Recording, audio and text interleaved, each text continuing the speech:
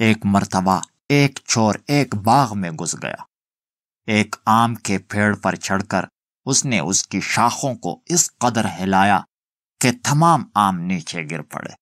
اتفاقاً باغبان بھی آ گیا اور چور کو دیکھ کر کہنے لگا، تجھے خدا کا خوف کرنا چاہیے، آخر تجھے مرنا ہے اور پھر حساب کتاب کے لیے قیامت کے دن اٹھنا بھی ہے، خدا کو کیا منہ دکھاؤ گے؟ چور بولا، تم کون ہو؟ یہ باغ خدا کا ہے اور میں کھاتا ہوں، اس کے حکم کے بغیر تو پتہ بھی نہیں ہلتا، تجھ میں جہالت بری ہے، تجھ میں عقل نہیں۔ باغبان نے یہ سن کر دل میں کہا، چور بڑا منطقی ہے، میں اسی کی منطق میں ایسا جواب دوں گا کہ عمر بھر کبھی نہیں بھولے گا۔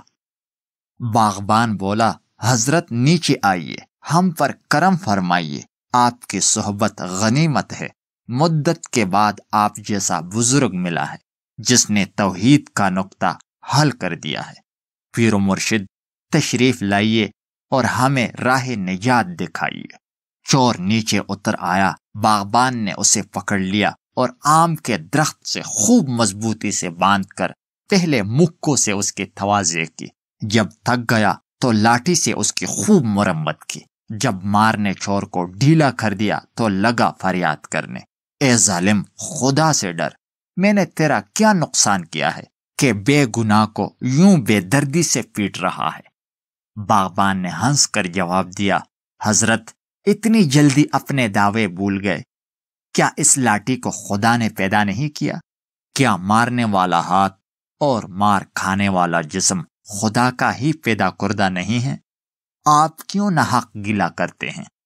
اس میں آپ کا کیا نقصان ہے؟ اس کے حکم کے بغیر تو پتہ بھی نہیں ہل سکتا، یہ آپ کی فریاد جاہلانہ ہے۔ چور نے کہا، میں نے تو بکواس کی، جوک ماری، مجھے اب چھوڑ دو، آئندہ میں کبھی ایسی بات منہ سے نہیں نکالوں گا۔ تو بھائیو، اس حکایت سے ہمیں یہ سبق ملتا ہے کہ جو لوگ گناہ کرتے ہیں اور کہتے ہیں کہ یہ معاذ اللہ خدا ہی کی طرف سے ہیں، وہ بیہودہ بکتے ہیں۔ اللہ محض خیر ہیں، شر اس کی پاک ذات سے دور ہے۔ انسان مختار ہے، جو کچھ وہ کرتا ہے اپنی ذمہ داری پر کرتا ہے اور اس کے لیے وہ اللہ کے ہاں جواب دہ ہوگا۔ اگر آپ کو یہ ویڈیو اچھی لگی ہو تو پلیز چینل کو ضرور سبسکرائب کیجیے گا۔ شکریہ۔